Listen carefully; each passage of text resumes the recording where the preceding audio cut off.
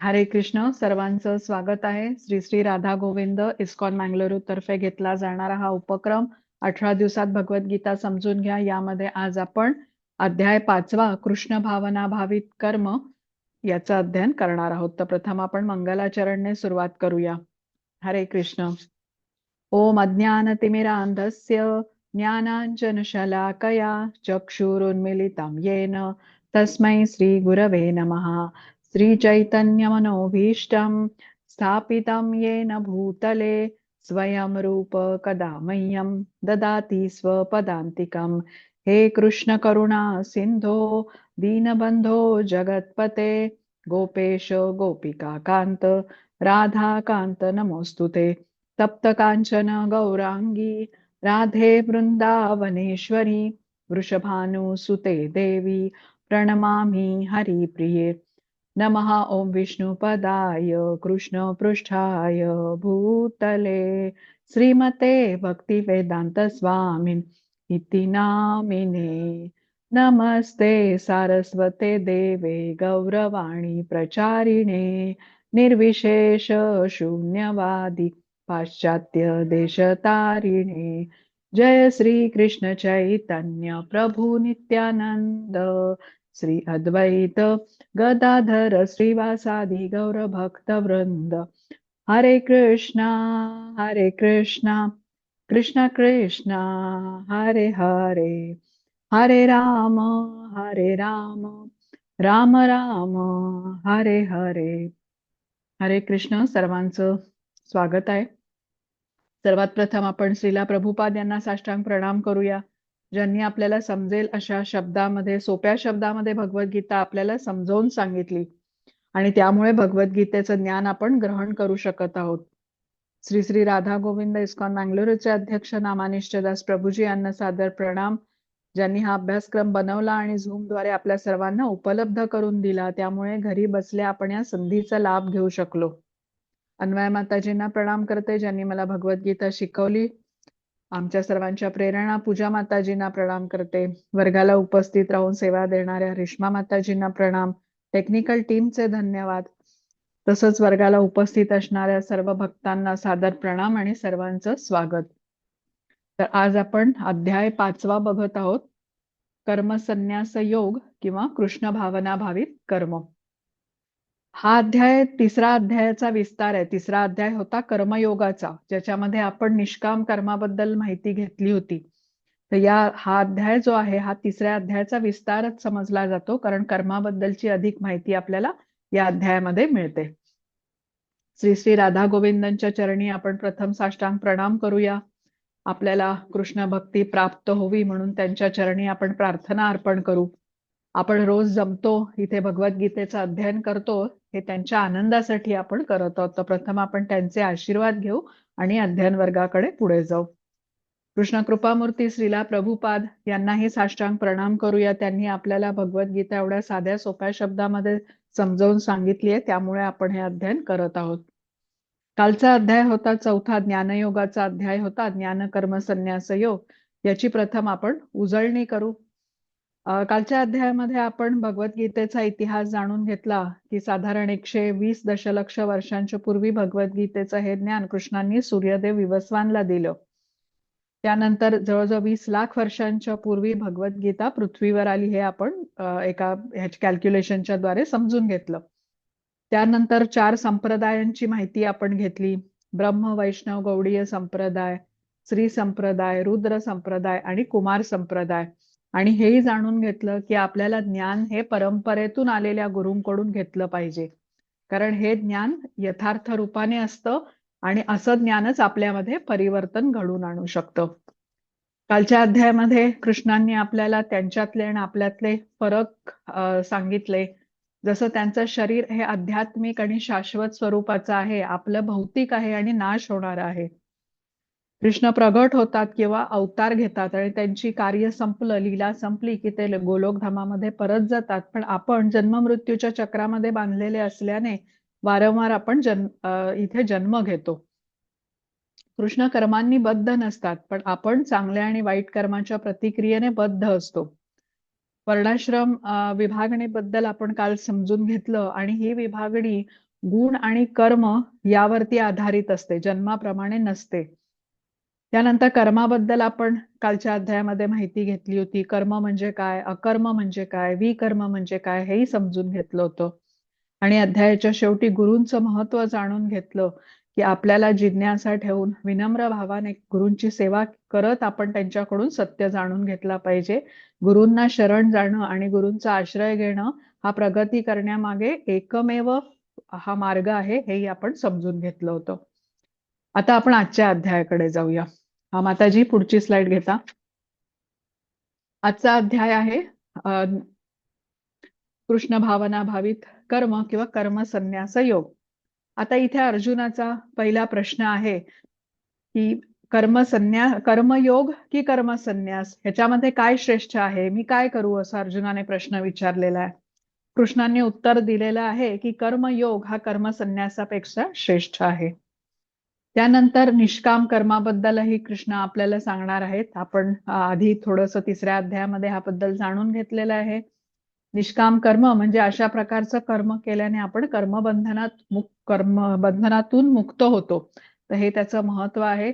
तसंच आजच्या अध्यायामध्ये आपण शांती सूत्राबद्दलही जाणून घेणार आहोत. तर आता आपण सुरुवात करूया. माताजी पुढची स्लाइड घेता.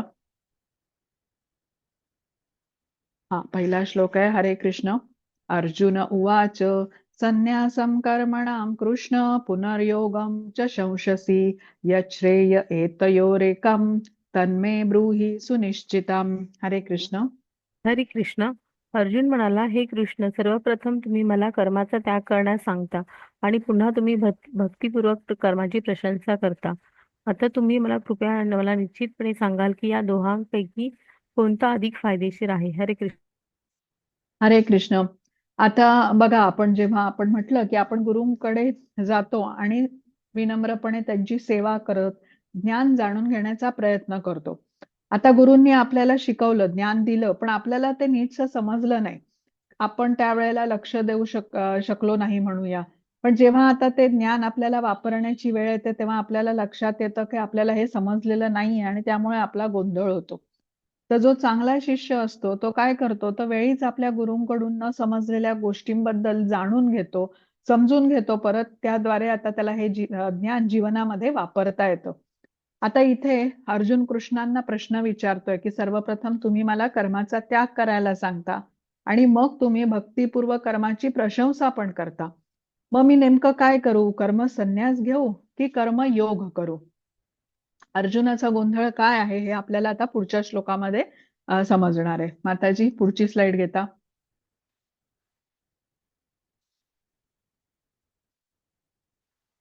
आता बघा, अर्जुन का गोंधळून गेलाय, आता ह्याचा समजून घेण्यासाठी पहिल्या अध्यायाच्या शेवटचा जो आपला भाग आहे तिथे आपण जाऊ.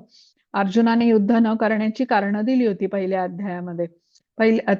तो म्हणाला होता की हे सगळे माझे स्वजन आहेत, मी ह्यांना कसं मारू, मला ह्यांच्याबद्दल करुणा वाटते. तेव्हा मग कृष्ण अर्जुनाला आत्मज्ञान देतात आणि सांगतात की हे शरीर हे आत्म्यासाठी एका वस्त्रासारखं आहे. आत्मा कसा आहे, शाश्वत आहे, पण शरीर जीर्ण झाला की आत्मा वस्त्र बदलल्यासारखं स्थलांतर करतो आणि त्यामुळे तू या शरीराचा शोक करू नकोस. वांसासी जीर्णानी यथा विहाय, असा तो श्लोक होता. अर्जुनाचं दुसरं कारण होतं की आनंद नाही. तेव्हा कृष्णांनी त्याला कर्मकांड सांगितलं. कर्मकांड म्हणजे कर्म केल्याने होणारा लाभ, युद्ध केल्याने मिळणारा जो लाभ होता तो त्याच्याकडे त्याचं लक्ष भेदलं. त्याला सांगितलं की युद्धामध्ये तू मृत्यू पावलास तर तुला स्वर्गलोकाची प्राप्ती होईल आणि तिथे तू आनंद उपभोगशील. जिंकलास युद्ध तर तुला राज्य मिळेल आणि तू सम्राट होशील. म्हणजे युद्ध केल्यानेच तुला आनंद मिळेल. तिसरं कारण अर्जुनाने सांगितलं होतं की हे जे माझे गुरुजन आहेत, नातेवाईक आहेत, ह्यांची या युद्धामध्ये हत्या करणं हे पाप आहे. तर तेव्हा कृष्णाने त्याला ज्ञान दिलं होतं की माझ्या आज्ञेचं पालन करण्यामध्ये कुठलंच पाप लागणार नाही. इथे कृष्णाने त्याला बुद्धियोग किंवा भक्तियोगाचं ज्ञान दिलं. आणि त्याचं पुढचं कारण होतं पारिवारिक परंपरा नष्ट होतील, त्यावरती कृष्णांनी त्याला कर्मयोग सांगितला की तू तुझं कर्तव्य केलंस तर तुझं अनुसरण इतरही करील. प्रत्येक जण जेव्हा आपापली कर्तव्य पार पाडतील तेव्हा सर्वत्र सुख, धर्म आणि शांती राहील.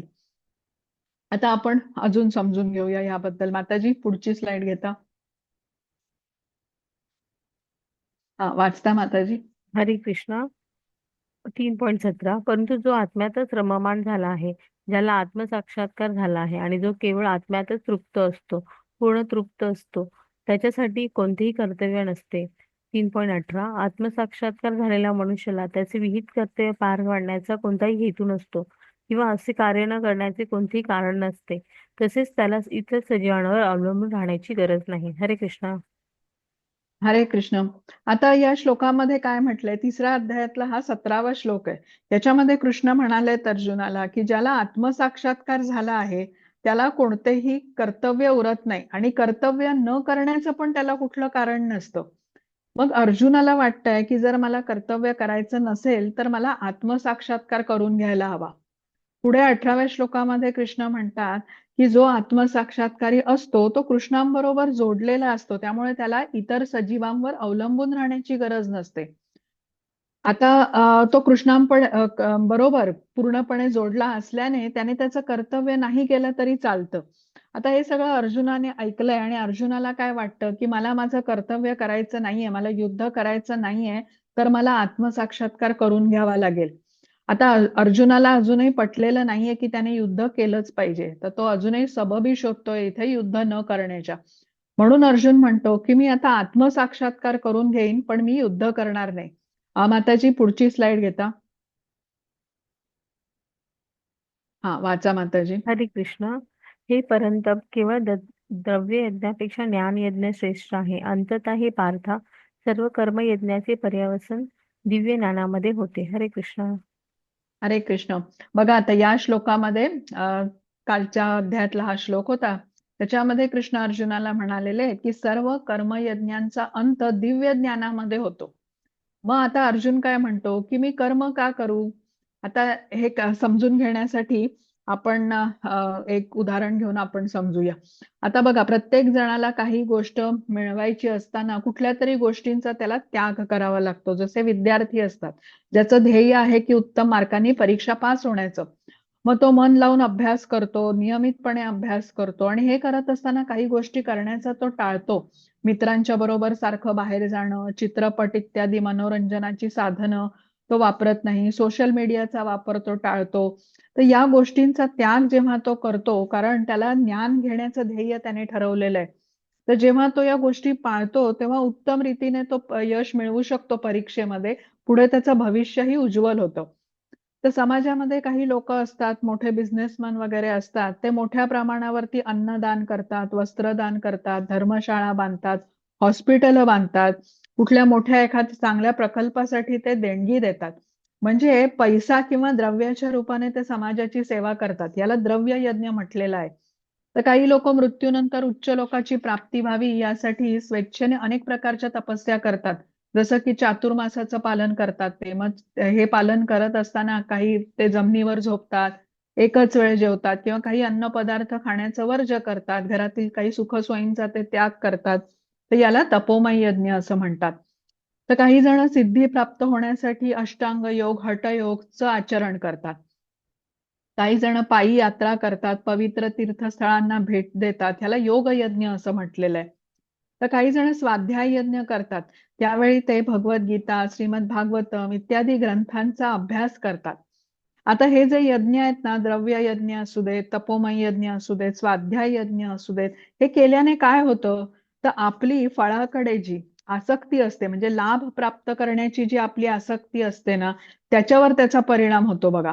आता कुठलंही कार्य केल्यानंतर मला यातून काय मिळणार आहे ह्याचाच विचार सतत करत राहिलं तर मन अशांत राहतं.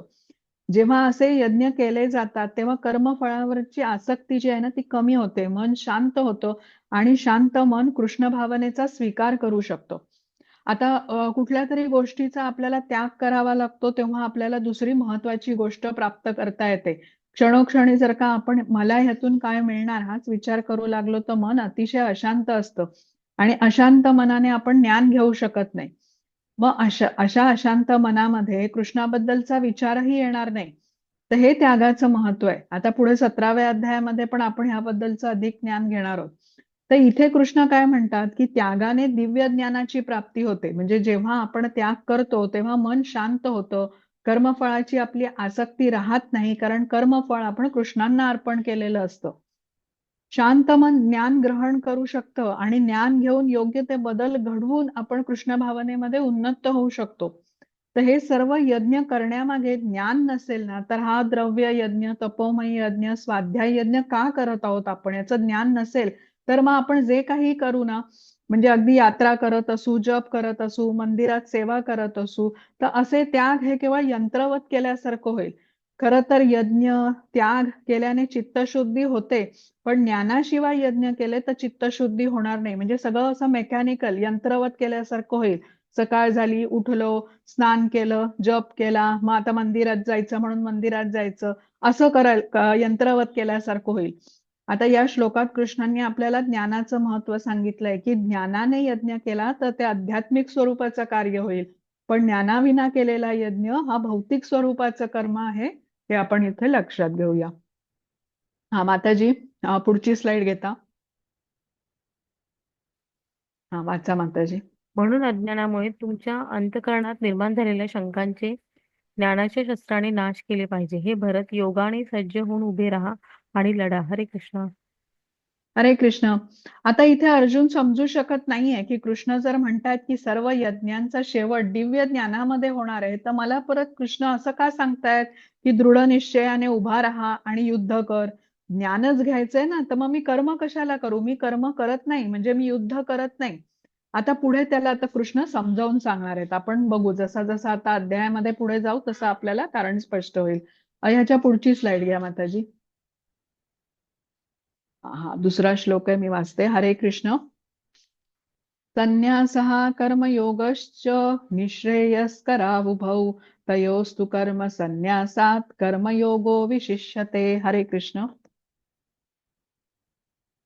हरे कृष्ण. परमात्म्याने उत्तर दिले, कर्माचा त्याग आणि भक्ती हे दोन्ही मुक्तीसाठी चांगले आहेत. परंतु या दोघांपैकी भक्ती सेवेतील कार्य कर्मत्यागापेक्षा श्रेष्ठ आहे. हरे कृष्ण. हरे कृष्ण.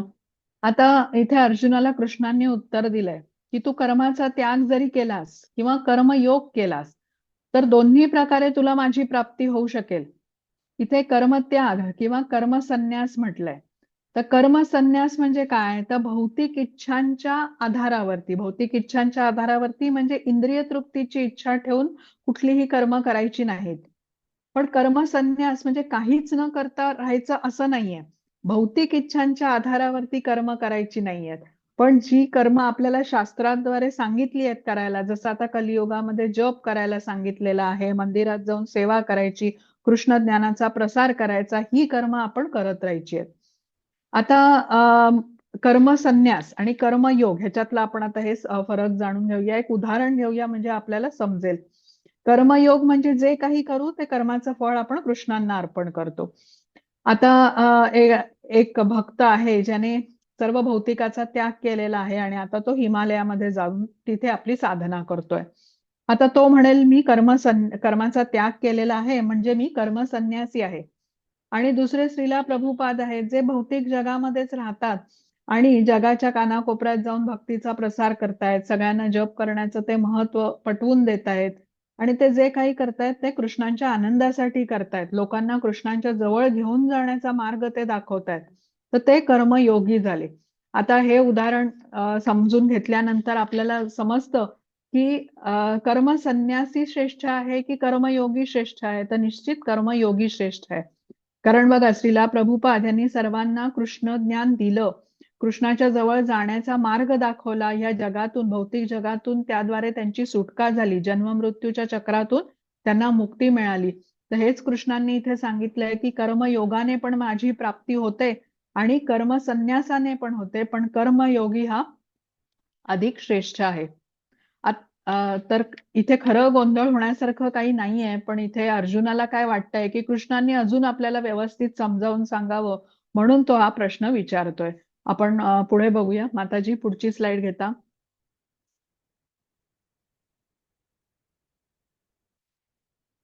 इथे राजा नृगाची गोष्ट आहे. ही कथा ऐकण्याच्या पूर्वी आपण पहिल्यांदा कालच्या अध्यायामध्ये समजून घेतलेली कर्म, अकर्म आणि विकर्म ह्याची थोडीशी उजळणी करूया. आता कर्म म्हणजे काय? आता चांगली कर्म, शास्त्रांच्या आदेशानुसार केलेली कर्म, ज्याची प्रतिक्रिया म्हणून आपल्याला पुण्यप्राप्ती होते आणि पुण्य भोगण्यासाठी उच्च ग्रह, स्वर्ग लोकाची इत्यादी प्राप्ती होते. पण पुण्य संपली की आपण परत पृथ्वीवरती जन्म आपल्याला घ्यावाच लागतो. विकर्म म्हणजे आपण समजून घेतलं होतं की शास्त्राच्या आदेशाच्या विरुद्ध केलेली कर्म, ज्याची प्रतिक्रिया भोगण्यासाठी आपल्याला निम्न जीवयोनीमध्ये म्हणजे प्राणी, पक्षी, कृमी, कीटक, वृक्ष इत्यादी जन्म घ्यावा लागतो. आणि अकर्म म्हणजे आपण समजून घेतलं की कृष्णांच्या आनंदासाठी केलेलं कर्म आणि त्या कर्माचं फळ आपण कृष्णांना अर्पण करतो. त्यामुळे आपण कर्मबंधनामध्ये अडकत नाही. जन्म मृत्यूच्या चक्रातून आपली कायमची सुटका होते आणि आपण भगवद्धामाची प्राप्ती करून घेतो. आता इथे राजा नृगाची गोष्ट आहे, ती आपण ऐकूया. एकदा कृष्णांची मुलं सगळी, ही सांब आहे, प्रद्युम्न आहे, भानू आहे इत्यादी सर्व आणि यदुवंशातले अन्य सर्व राजपुत्र द्वारकेनजीकच्या अरण्यामध्ये गेले होते वनविहारासाठी. आता बराच वेळ खेळल्यानंतर त्यांना तहान लागली आणि पाण्याचा शोध घेत ते एका पडक्या विहिरीकडे आले. तेव्हा त्यांना तिथे मोठा एक सरडा दिसला आणि त्याला त्यांनी बाहेर काढण्याचा प्रयत्न केला, पण त्याच्यात त्यांना काही यश नाही आलं आणि अखेर ते कृष्णाकडे आले आणि त्यांना सर्व हकीकत सांगितली. आणि कृष्ण तातडीने त्या विहिरीकडे आले. त्यांनी त्या सरड्याला बाहेर काढलं. कृष्णाच्या डाव्या हाताचा स्पर्श होताच त्या सरड्याचं रूपांतर एका दैवी पुरुषात झालं. आपल्याला तिथे चित्रामध्ये दिसतंय बघा.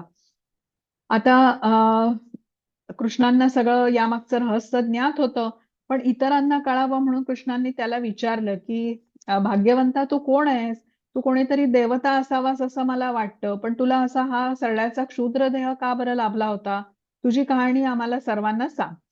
आता त्या तो दैवी पुरुष कृष्णांच्या समोर पहिल्यांदा नम्रतापूर्वक प्रणाम केला त्याने कृष्णांना आणि तो सांगू लागला आपली कहाणी की मी इक्ष्वाकू राजाचा पुत्र आहे, माझं नाव नृग आहे. आणि कृष्ण तुम्हाला सर्व काही ज्ञात आहे तो म्हणाला, पण तरी तुम्ही आज्ञा केली असल्याने आता मी माझी कथा सांगतो. आता राजा नृग ही कथा सांगू लागला आपली. तर तो म्हणाला की पृथ्वीवरती जेवढं धान्य, आकाशात जेवढ्या चांदण्या आहेत तेवढ्या गायी मी दान देत असे. आणि ह्या गायी कशा देत असे दानामध्ये? तो सवत्स, सवत्स म्हणजे वासरांच्या सहित देत असे. अगदी धष्टपुष्ट भरपूर दूध देणाऱ्या गायी, ज्यांना सोन्याची शिंग लावलेली आहे, चांदीचे खूर लावलेले आहेत, रेशीम वस्त्र घालून तो ब्राह्मणांना अशा प्रकारे गायी दान करत असे. आणि गोदानाच्या बरोबरच ब्राह्मणांना उत्तम वस्त्र, अलंकार, भूमिदानही तो करत असे. आणि हे सर्व ब्राह्मण कसे सदाचारी होते, विद्वान होते.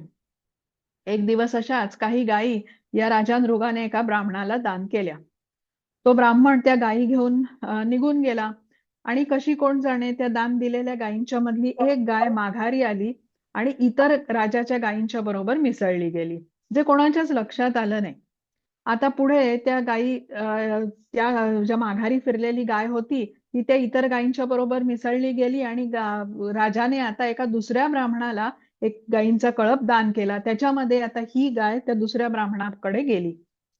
आता तोपर्यंत हा जो पहिला ब्राह्मण होता, ज्याची गाय माघारी फिरली होती, तो राजाकडे आला आणि त्याने सगळी हकीकत राजाला सांगितली, कशी त्याची गाय माघारी परतली आहे. आणि त्याने ती आपली गाय परत मागितली. आता राजाने ही गाय त्या दुसऱ्या ब्राह्मणाला दिली असल्याने त्या दुसऱ्या ब्राह्मणाला राजाने सांगितलं की ती परत आलेली गाय तू ह्या ब्राह्मणाला परत दे.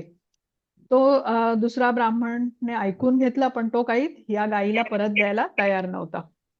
तो थोडासा नाराजच झाला आणि त्याने एक मिनिट, माईकचा आवाज येतोय, जरा काळजी घ्या सगळ्यांनी. हा बरं, आता हा दुसरा ब्राह्मण ज्याच्याकडे राजाने ती गाय परत मागितली, तर तो थोडासा नाराज झाला आणि त्याने राजाला सांगितले की राजा तू दान दिलेली गाय परत मागतोयस, एकदा दान केलं तर परत मागणं हे योग्य नाही. आता हा ब्राह्मण गाय परत करायला तयार नाही, म्हणून राजाने आधीच्या ब्राह्मणाला, ज्याची गाय माघारी फिरलेली होती, तर त्याला त्या गायीच्या ऐवजी 1,00,000 गायी देऊ केल्या. आणि आपली चूक झाल्याचं त्याने मान्य पण केलं राजाने. आणि चूक सुधारावी म्हणून 1,00,000 गायी त्या ब्राह्मणाला देऊ केल्या. पण ब्राह्मणाने त्या घेण्यास नकार दिला आणि काही वाद मिटला नाही. दोन्ही ब्राह्मण असंतुष्ट होऊनच आपापल्या घरी निघून गेले. आता कालांतराने राजा नृग वृद्ध झाला आणि त्याचा मृत्यू झाला. यमराजा पुढे त्याला उभं केलं गेलं आणि यमराज म्हणाले की राजा तुझ्याकडे खूप पुण्यकर्म आहेत आणि तू आता मला सांग की तू पहिली तुझ्या पुण्यकर्माची फळं भोगणार आहेस का पापकर्माची? एक पापकर्म मला दिसतंय. तू खूप दानधर्म तर केलेले असतात, त्यामुळे तुला स्वर्ग सुख निश्चित प्राप्त होईल. आता हे ऐकून राजा नृगाने प्रथम पापकर्माचं फळ भोगेन असं यमराजाला सांगितलं. आणि मग हे उत्तर देताच तत्क्षणी त्याला सरड्याचा जन्म प्राप्त झालाय. आता त्या विहिरीमध्ये हा सरडा म्हणून राहू लागतो आणि काही काळ तिथेच राहतो आणि मग इथे कृष्णांची त्याची भेट होते, ज्याच्या स्पर्शाने त्याला आता हे दिव्य शरीर प्राप्त झालेलं आहे. आता या श्लोकावरून आपल्याला कथेवरून आपल्याला काय समजून घ्यायचंय ते आपण जाणून घेऊया. चांगल्या कर्माची चांगली आणि वाईट कर्माची वाईट फळं भोगण्यासाठी आपल्याला जन्म घ्यावा लागतो. म्हणजे कर्मबंधनात आपण अडकतो. पण कर्माची फळं जेव्हा आपण कृष्णांना अर्पण करतो, कृष्णांच्या आनंदासाठी आपण कर्म करतो, तेव्हा आपण कर्मबंधनात अडकत नाही. कर्मबंधनातून आपण मुक्त होतो. आता हा राजा नृप सकाम कर्म करत असे. इथे ही कर्म करत असताना तो ब्राह्मणांना जेव्हा दान करत असे, तर ही सर्व कर्म करत असताना कुठेही त्याच्या मनामध्ये कृष्णांचा विचार नव्हता. जे कर्म तो करत होता, तर ते कर्माचं फळ त्याला स्वतःला प्राप्त होवं ह्या हेतूने तो ते कर्म करत असे. मला दानशूर राजा म्हणून स्वतःला दानशूर राजा म्हणून घेण्यात त्याला धन्यता वाटत असे. तर त्यामुळे त्याला हे कर्मभोग म्हणजे कर्माची प्रतिक्रिया भोगावी लागली. तर आपणही फळाच्या इच्छेने म्हणजे सकाम कर्म करत असू तर आपल्यालाही कर्मभोग भोगावे लागतील हे आपण इथे समजून घेऊया. त्यासाठी मग जन्म पण घ्यावा लागेल. मग तो माणसाचा असेल, प्राण्याचा असेल, वृक्षाचाही असू शकेल. तर शिकायचं काय आहे आपण की आपण दान देऊ शकतो, इतर पुण्यकर्म करू शकतो, पण ती कशी निष्काम भावनेने केली पाहिजेत. की कृष्णा माझं हे भाग्य आहे की मला हे दान करण्याचं सामर्थ्य तुम्ही दिलंय. तुमच्या कृपेनेच मला हे सामर्थ्य प्राप्त झालेलं आहे. माझं कर्तव्य समजून तुमच्या आनंदासाठी मी हे करतोय. अशा निष्काम भावनेने केल्याने आपण पाप आणि पुण्य यांच्या प्रतिक्रियेतून मुक्त होऊ शकतो. आता ही कथा सांगून झाल्यानंतर मग राजा नृप कृष्णांना प्रणाम करतो आणि स्वर्गलोकात जाण्याची अनुमती मागतो. कृष्णांना विनंती करतो की मी जिथे कुठे जाईन सदैव मला तुमच्या चरण कमलांचं स्मरण राहील अशी माझ्यावरती कृपा करा. आणि असं बोलून तो कृष्णांना प्रणाम करतो आणि स्वर्गलोकात जाण्यासाठी आलेल्या विमानात बसून तो जातो. माताजी पुढची स्लाइड घेता. भागवतमच्या 10व्या स्कंदामध्ये ही नृगराजाची गोष्ट आलेली आहे जी आपण आता बघितली. आपण वाचूया. हा श्लोक भक्तिरसामृत सिंधू या पुस्तकामध्ये आलेला आहे. भक्तिरसामृत सिंधू हे श्रील रूप गोस्वामी यांनी लिहिलेलं पुस्तक आहे. प्रथम आपण श्लोक वाचू आणि मग ह्याचा अर्थ समजून घेऊ. प्रापंचिकतया बुद्ध्या हरिसंबंधी वस्तुनः मुमुक्षुभिः परित्यागो वैराग्यम फल्गु कथ्यते. हरे कृष्ण माताजी. हरे कृष्ण. मोक्ष प्राप्तीसाठी असुसलेले लोक जेव्हा परमात्म्याशी संबंधित गोष्टींचा त्याग करतात व असे मानतात की त्या गोष्टी भौतिक आहेत, तेव्हा त्यांचा त्याग अपूर्ण असे म्हणतात. हरे कृष्ण. हरे कृष्ण. या श्लोकामध्ये त्यागाबद्दल सांगितलंय. आता एखाद्या माणसाने ठरवलं की पैसा ही माया आहे म्हणून मी काही त्याचा वापर करणारच नाही किंवा अगदी कमी वापर करेन, तर ह्याला अपूर्ण त्याग असं म्हटलं गेलेलं आहे. किंवा त्याग म्हणजे नेमकं काय हे त्याला समजलेलं नाहीये. आता या उलट एखादा मनुष्य आहे जो नोकरी करतो, व्यवसाय करतो, पैसे कमवतो आणि ते पैसे कृष्णांच्या सेवेसाठी वापरतोय. म्हणजे पैसा माया आहे म्हणून त्याचा त्याग न करता या पैशांवरती कृष्णाचा अधिकार आहे म्हणून हे पैसे मला कृष्ण सेवेसाठी वापरले पाहिजेत असा ज्याचा विचार आहे ह्याला पूर्ण त्याग म्हटलेलं आहे. आता ह्याचं उदाहरण श्रीला प्रभुपादांनी आपल्याला सांगितलंय. तर श्रीला प्रभुपाद प्रवचन देताना माईकचा वापर करत असत. मग ते काय म्हणायचे की माईक ही भौतिक गोष्ट आहे म्हणून मी त्याचा त्याग करणार नाही, पण त्याचा वापर करून मी सर्वांना कृष्ण ज्ञान देत आहे, भगवद्गीता समजावून सांगत आहे. तर त्यामुळे ह्या माईकचा उपयोग आता भौतिक न राहता याचा आध्यात्मिक कार्यासाठी झालेला आहे वापर. तर हा इथे फरक आहे बघा. त्यानंतर आपल्या देहाबद्दल भागवतम मध्ये असंच म्हटलेलं आहे. आता आपला देह आपण आपला म्हणू शकतो का? कारण आता जेव्हा आपण वृद्ध होतो आपला देह शरीर जीर्ण झालं की आत्मा लगेच देह सोडून देहांतर करतो, स्थलांतर करतो.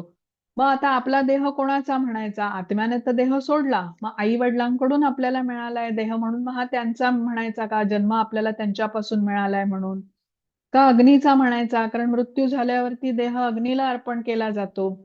तर काही जण देह मातीत पुरतात तर मग देह पृथ्वीचा समजायचा का? तर काही जण पशु पक्ष्यांना देह खायला सोडतात. मग देह हा पशूंचा आहे का? तर ह्याच्यावरती आपल्याला इथे श्रीमद भागवतम मध्ये मार्गदर्शन केलेलं आहे की हा देह कृष्णांपासून आपल्याला मिळालेला आहे. त्यामुळे या देहावरती कृष्णांचाच अधिकार आहे. त्यामुळे या देहाने जेव्हा आपण कृष्ण भक्ती कृष्ण सेवा करतो त्याला पूर्ण त्याग किंवा युक्त वैराग्य म्हटलेलं आहे. आपल्याला जी साधनं मिळालेली आहेत, शरीर मिळालंय, बुद्धी मिळाली आहे, ह्याचा उपयोग स्वतःच्या इंद्रिय तृप्तीसाठी न करता कृष्णांबरोबर जोडून घेण्यात आपण करणं म्हणजे हे युक्त वैराग्य आहे किंवा पूर्ण त्याग आहे. आता पुढे ना एक फल्गु वैराग्य असाही एक शब्द आहे. फल्गु वैराग्य म्हणजे या युक्त वैराग्याच्या विरुद्ध. आता भौतिक जगातील गोष्टी कृष्ण सेवेमध्ये वापरणं म्हणजे युक्त वैराग्य असं या श्लोकामध्ये श्री रूप गोस्वामी यांनी आपल्याला सांगितलेलं आहे. जसं मी तुम्हाला सांगितलं हा श्लोक भक्ती रसामृत सिंधू या पुस्तकातून घेतलेला आहे. तर फल्गु वैराग्य ह्याचा अर्थ आपण जाणून घेऊया. फल्गु नावाची एक बिहारमध्ये नदी आहे आणि ही नदी बघता क्षणी आपल्याला कसं वाटतं अतिशय खोल असावी ही नदी, पण ती प्रत्यक्षात तशी नाहीये. नदीमध्ये उतरताच तिचा तळ आपल्या पायाला लागतो.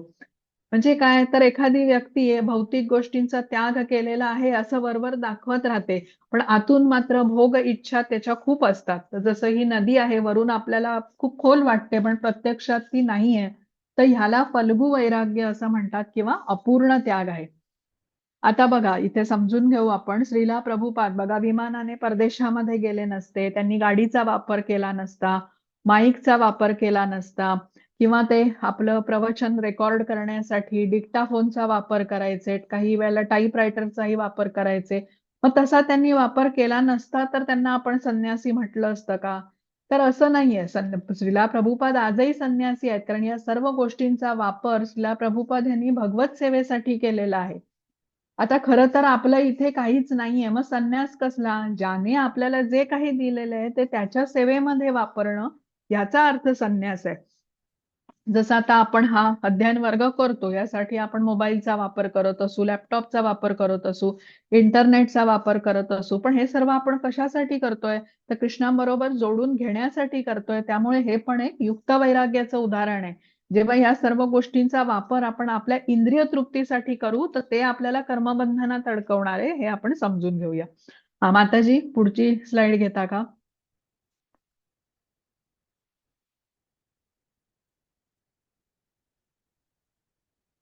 हा माताजी अनुवाद वाचा. हरे कृष्ण. जो आपल्या कर्माचा द्वेष करत नाही किंवा त्याच्या फळाची इच्छाही करीत नाही तो सदैव संन्यासी समजला जातो. हे पराक्रमी अर्जुना, सर्व द्वैतापासून मुक्त झालेला असा मनुष्य भौतिक बंधनावर सहज विजय मिळवून पूर्णपणे मुक्त होतो. हरे कृष्ण. हरे कृष्ण. आता जो खरा संन्यासी असतो ना तो आपल्या कर्माचा कधी द्वेष करत नाही, कारण तो नित्य कृष्ण सेवेत जोडलेला असतो आणि त्याला फळांची त्याला अपेक्षाही नसते. आता ही सर्व कार्य जेव्हा कर्म तो करत असतो तर तेव्हा कृष्णांना मधोमध ठेवून केंद्रस्थानी ठेवून ती ही सर्व कार्य करत असतो. म्हणजे कार्य तीच आहेत पण कशा प्रकारे आपण करतो तेव्हा ती आपल्याला बद्ध तरी करतील किंवा मुक्त तरी करतील. तर जो आता त्यागी असतो तो कसं त्याने सर्व गोष्टींचा त्याग केलेला आहे, त्यामुळे त्याला चांगल्या अन्नाचा पण तो आनंद घेऊ शकत नाही. म्हणजे त्यामुळे त्याला कर्माचा द्वेष असतो. पण या उलट भक्त कसा आहे, भक्त अन्न प्रथम कृष्णांना अर्पण करतो आणि मग प्रसाद म्हणून खातो, म्हणजे त्या अन्नाचा तो आस्वाद पण घेऊ शकतो. त्यामुळे म्हटलेलं आहे की कर्म संन्यासापेक्षा कर्मयोग हा श्रेष्ठ आहे. आता बघा इथे कृष्णांनी कर्माबाबतचं आपल्याला सखोल ज्ञान दिलेलं आहे. आता भक्त कसा आहे बघा, कृष्णांना अन्न अर्पण करायचं आहे म्हणून तो सर्व फळं भाज्या काळजीपूर्वक निवडतो. मग त्या ताज्या भाज्या आहेत फळं आहेत हे बघून तो घेतो. मग कृष्णांसाठी बनवायचंय म्हणून मन लावून त्या तो शिजवतो, योग्य ते पदार्थ वापरून त्याची चव किती चांगली येईल असं बघतो. त्यानंतर मग प्रेमाने भक्तीपूर्वक कृष्णांना अर्पण करतो. म्हणजे कृष्ण इथे सांगतात आपल्याला की कर्माचा द्वेष करू नये आपण. मला हे काय करावं लागतंय, कशाला करावं लागतंय असं निरीच्छेने कर्म करू नये, तर उत्साहाने केलं पाहिजे. जसं आपण आता या भक्ताचं पाहिलं, कृष्णांच्या आनंदासाठी केलं पाहिजे आणि फळाची इच्छा न ठेवता केलं पाहिजे. तर कर्मयोगी अशा प्रकारे कर्म करत असतो. म्हणजे आपणही जेव्हा अशा प्रकारे आपलं कर्तव्य आहे असं समजून आपली कर्म केली तर आपली हळूहळू आध्यात्मिक प्रगती होते.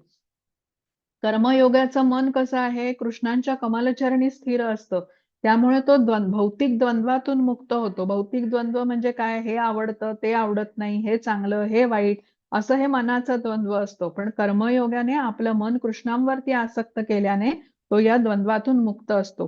म्हणजे आपल्याला लक्षात काय ठेवायचं आहे, की कर्माच्या फळाचा त्याग आपल्याला करायचा आहे. कर्माचा त्याग करायचा नाही. कर्म आपल्याला करत राहायचंय, पण त्याची जी प्रतिक्रिया आहे ती कृष्णांना अर्पण करायची आहे. म्हणजे क्रिया त्याच आहेत, पण आपल्याला त्या जन्ममृत्यूच्या चक्रात अडकवू शकतात किंवा त्या मुक्त पण करू शकतात. म्हणून आपल्याला कर्म संन्यासाकडे जायचं नाहीये, तर आपल्याला आपली कर्म कृष्णांच्या बरोबर जोडून घ्यायची आहेत, म्हणजे कर्मयोग करायचा आहे. हा माताजी, आता पुढची स्लाइड घेता. हा, इथे पण एक कथा आलेली आहे, ही आपण समजून घेऊया. या चित्रामध्ये जे दिसत आहेत ते हरिदास ठाकूर आहेत. हे चैतन्य महाप्रभू जे होते, हरिदास ठाकूरांना नामाचार्य असं म्हणत असत. हरिदास ठाकूर दिवसातून 192 माळा हरे कृष्ण महामंत्राचा जप करत असत. म्हणजे जवळजवळ 3 लाख नाम ते घेत असत प्रत्येक दिवशी. आता ह्यामुळे त्यांची खूप प्रसिद्धी होत गेली, त्यामुळे बरेच लोक त्यांच्या भेटीला येत असत. पण आता हे हरिदास ठाकूर होते ना, हे धर्माने मुसलमान होते. तर त्यामुळे त्या भागात असलेल्या काझीला या गोष्टीचा फार राग होता, की हे मुसलमान असून कृष्णांचं नाव घेतायत, हे त्याला सहन होत नव्हतं. तर म्हणून त्याने त्यांना बदनाम करण्यासाठी, विचलित करण्यासाठी एक योजना आखली. त्या काझीने एका वेश्येला सांगितलं, तिचं नाव लक्षाहिरा असं होतं आणि अत्यंत सुंदर आणि आकर्षक अशी ही वेश्या होती. तिला सांगितलं, की तू संध्याकाळी हरिदास ठाकूरांच्या घरी जा. तर त्याप्रमाणे ती वेश्या हरिदास ठाकूरांच्या घरी जाते. ते हरे कृष्ण महामंत्राचा जप करीत असतात आणि ती त्यांना सांगते, की तिला त्यांच्याकडे काहीतरी बोलायचंय. तर ते सांगतात, की माझा जप सुरू आहे, संपतच आलाय, तुम्ही थोडा वेळ बाहेर बसा आणि माझी वाट बघा, मी येतोच. बराच वेळ जातो, रात्र संपून आता पहाट होते, तरी ह्यांचा जप काही थांबत नाही. आता हरिदास ठाकूर 192 माळा हरे कृष्ण महामंत्राचा जप करत असत आणि त्या पूर्ण केल्याशिवाय आराम तर सोडाच, ते प्रसाद पण ग्रहण करत नसत. सकाळ होते तेव्हा ती निघून जाते. परत दुसऱ्या दिवशी येते. दुसऱ्या दिवशी संध्याकाळी येते. हरिदास ठाकूरांना ती सांगते, मला तुमच्याशी बोलायचंय. तेव्हा हरिदास ठाकूर तिला सांगतात, की मला काल जप संपवायला जरा जास्त वेळ लागला, पण आज मी लवकर संपवतो. तुम्ही बाहेर बसा, वाट बघा माझी. जाते थोडे वेळ जातो, तोही दिवस तसाच निघून जातो. सकाळ होताच ती परत जाते. तिसऱ्या दिवशी येते, परत तीच कथा. हरिदास ठाकूर सांगतात, बसा मी संपवतोच आहे जप, मग बोलतो तुमच्याकडे. आता पहिल्या 2 दिवस जे घडतं तेच परत ह्या दिवशी पण होतं. सकाळ होताच ती परत निघून जाते. आता चौथ्या दिवशी ती रागारागानेच येते हरिदास ठाकूरांकडे आणि ती म्हणते, कुठला आनंद मिळतोय तुम्हाला जप करण्यामध्ये? गेले 3 दिवस मी तुमच्याकडे येते, तुम्ही माझ्याकडे बघत पण नाहीत. म्हणजे तुम्ही तुमचा जप करण्यामध्ये एवढे मग्न आहात, मी तुम्हाला सांगितलं मला तुमच्याकडे बोलायचंय, पण तुम्ही माझ्याकडे लक्ष पण देत नाही आहात. काय आनंद मिळतोय तुम्हाला? हरिदास ठाकूर सगळं शांतपणे तिचं तक्रार ऐकून घेतात आणि ते तिला म्हणतात, जो आनंद मला मिळतोय तो तुला हवाय का? तर ती हो म्हणते. मग ते तिला सांगतात, की तुझे हे राहतं घर आहे, दागदागिने, वस्त्र वगैरे आहेत, हे जाऊन तू आता विक, मंदिरात पैसे दे आणि साधी वस्त्र घाल, केस काप आणि तू माझ्याकडे ये, मग मी तुला पुढचं मार्गदर्शन करतो. ती तसंच करते, साधी वस्त्र घालून, केस कापून ती हरिदास ठाकूरांकडे येते, त्यांना प्रणाम करते, क्षमा मागते त्यांची. हरिदास ठाकूर तिला साधं सरळ जीवन सदाचाराने जगण्याचा उपदेश देतात. अंगणामध्ये तुळशी वृंदावनाकडे बसून रोज हरे कृष्ण महामंत्राचा जप करायला सांगतात. हरिदास ठाकूर हा उपदेश देऊन ती जागा सोडून आता दुसरीकडे निघून जातात आणि हरिदास ठाकूर यांनी दिलेला हा जो उपदेश आहे ही ती पाळते आणि त्याप्रमाणे आचरण करते आणि पुढे खूप मोठी वैष्णवी बनते. हरिदास ठाकूर यांच्यासारख्या शुद्ध भक्तांचा संग, त्यांचा उपदेश ऐकल्याने तिच्यामध्ये हे बदल घडून येतात आणि तिच्यातील जे अनर्थ असतात ना ते दूर होऊन तिचं हृदय हळूहळू शुद्ध होतं. आता बघा, ती अश्रद्धेने आली होती, तिचा हेतू काहीतरी वेगळाच होता, पण तरी तिचं हृदय परिवर्तन झालं. ही हरिनामाची महिमा आहे. म्हणजे कळत नकळत जरी हरिनामाचं संकीर्तन केलं तरी त्याचा प्रभाव हरिनामात ते दिसतोच. म्हणजे तर मग आपण जेव्हा श्रद्धेने जप करू किंवा श्रद्धेने आपण कृष्णांची भक्ती करू तर नक्कीच आपलं हृदय परिवर्तन होईल. हे हरिनामाच्या श्रवणाचं महत्व आहे इथे. तर शुद्ध भक्तांच्या वाणीतून केलेलं श्रवण हे आपली चेतना शुद्ध करतं. म्हणून कृष्णही इथे अर्जुनाला सांगतात बघा, तत् शृणु, ऐक प्रथम अर्जुना, श्रवण कर तू. मग श्रीला प्रभुपाद पण आपल्याला जेव्हा जप करायला सांगतात तेव्हा ते आपल्याला कसा जप करायचा म्हणून सांगतात. हरे कृष्ण महामंत्राचा जप आपण जेव्हा करतो तेव्हा तोंडाने मंत्र म्हणायचा आणि कानाने ऐकायचा, हे अशा प्रकारे जप करायला त्यांनी आपल्याला सांगितलंय, कारण इथे श्रवणाचं महत्व आहे. हा माताजी, आता पुढची स्लाइड घेता का?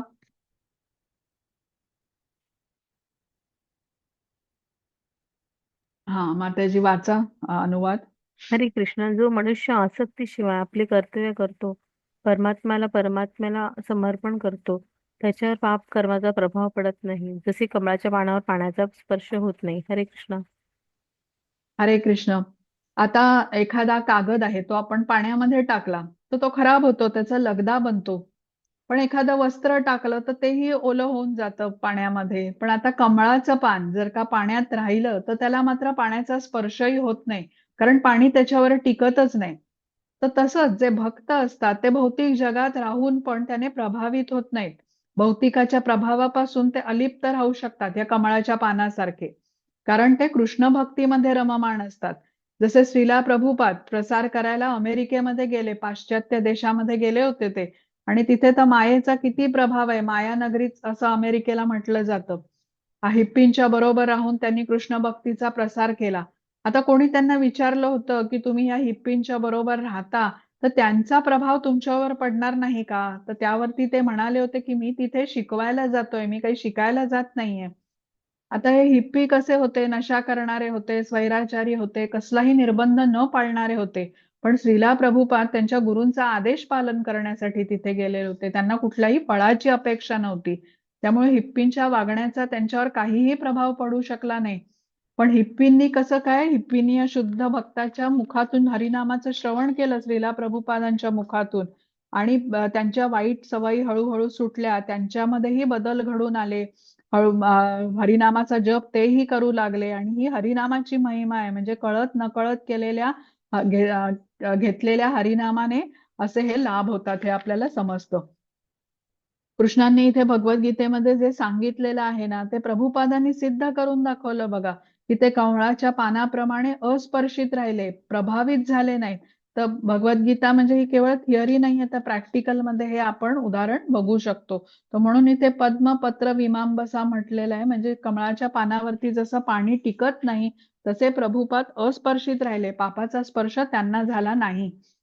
तर इथे आपल्याला समजून काय घ्यायचंय, की आपण बघा जेव्हा ज्ञान घेतो तेव्हा आपल्याला समजतं की कृष्ण ब्रह्मांडाचे स्वामी आहेत, आणि जे काही आहे या ब्रह्मांडामध्ये ते कृष्णांच्या संबंधित आहे. तेच प्रत्येक गोष्टीचे स्वामी आहेत. तर जो व्यक्ती ज्ञानाने हे जाणतो तो प्रत्येक गोष्ट भगवंतांच्या सेवेसाठी वापरतो. पण जेव्हा ज्ञान नसतं तेव्हा तो व्यक्ती कसा स्वतःच्या उपभोगांच्यासाठी वस्तूंचा वापर करून कर्मबंधनात अडकतो, आणि पुण्य आणि पाप या कर्मांच्या प्रतिक्रियेने तो बद्ध होतो. आता जसं की आपल्याला मिळालेल्या मनुष्य देहाचा वापर आपण भगवत सेवेकरता करतो, तेव्हा भौतिकामध्ये राहूनही भौतिकाचा प्रभाव आपल्यावर पडत नाही. तो जो ज्ञानाने युक्त असतो, त्याचा विश्वास असतो की माझं शरीर हे मला कृष्णांची संपत्ती आहे, कृष्णांकडून मला मिळालेलं आहे, तर त्यामुळे ते मला कृष्णांच्या सेवेतच उपयोगात आणलं पाहिजे. आता ज्याचा मिथ्या अहंकार संपलेला आहे, ज्ञान घेऊन, तो आपलं शरीर, मन, बुद्धी, वाणी, जीवन म्हणजे संपत्ती सर्व काही तो कृष्णांच्या सेवेमध्ये अशा प्रकारे समर्पित करतो. त्यामुळे अशा भक्ताला कृष्ण भावना भावितच म्हटलं जातं. आणि कृष्ण भावना भावित मनुष्य जो कृष्णांच्या सेवेत प्रित्यर्थ कर्म करतो आहे, तो ह्या भौतिक जगामध्ये संसारिक कर्म जरी करत असला तरी तो मुक्तच असतो असं म्हटलेलं आहे.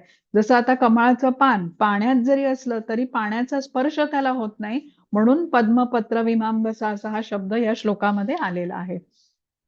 आता ह्या श्लोकामध्ये परत कृष्णांनी आपल्याला कर्तव्य कशा प्रकारे करा ह्याचं ज्ञान दिलं. बघा भगवद्गीतेमध्ये कुठेही कृष्ण कर्तव्य करू नका असं सांगत नाहीत. उलट कर्तव्य करत असताना कशा प्रकारे कृष्ण भावना भावित जीवन आपण जगू शकतो हे शिकवतायत. तर अशा प्रकारे सर्व काही कृष्णांचं आहे असं जाणून त्यांच्या सेवेमध्ये जेव्हा आपण कर्म करतो तेव्हा ती कर्म आपल्याला मुक्त करतात, आणि या उलट सर्व काही माझ्या उपभोगाचं आहे असं समजून स्वतःची इंद्रिय तृप्ती आपण करतो तेव्हा तीच कर्म आपल्याला बद्ध करतात, आणि आपण पापपुण्याच्या प्रतिक्रिया भोगण्यासाठी जीवन मृत्यूच्या चक्रामध्ये अडकले जातो. हा माताजी, पुढची स्लाइड घेता आता.